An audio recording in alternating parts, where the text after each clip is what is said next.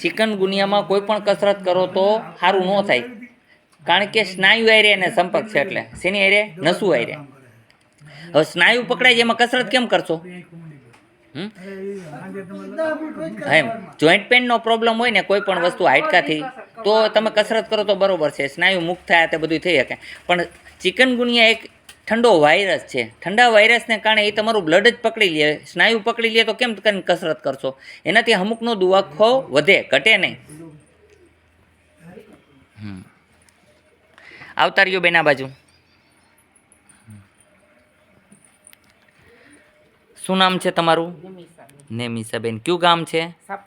સાપર વેરાવળ. કેમ છે અત્યારે તમને? પેલા કેટલા ટાઈમથી દર્દથી પીડાતા હતા? 4 મહિનાથી. અહીંયા આવ્યા પછી અત્યારે કેમ છે તમને? હાવ ફ્રી થઈ ગયા એકદમ? બરોબર છે. કઈ રીતના અહીંયા આવ્યા તમે? હા, ગિરિબાપુ આવ્યા હતા. હા, એમને એડ્રેસ આપ્યું. ઓકે ઓકે, કાર્ડ મળ્યું. બરોબર છે.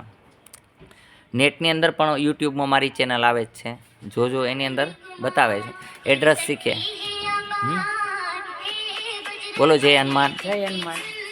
અહીંનું એડ્રેસ છે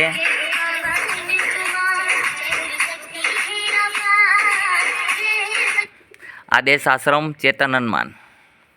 આટકોટ ઉતરી જવાનું. રાજકોટથી આવતો હતો, આટકોટથી ગયણી, ગયણીથી થોરખાણ રોડ ઉપર આદેશ આશ્રમ ચેતન હનુમાન છે. સમય છે સવારે 9 થી 12, સાંજે 4 થી 6. કોઈ પણ પ્રકારના રોગના ઈલાજ ફ્રી ઓફ છે.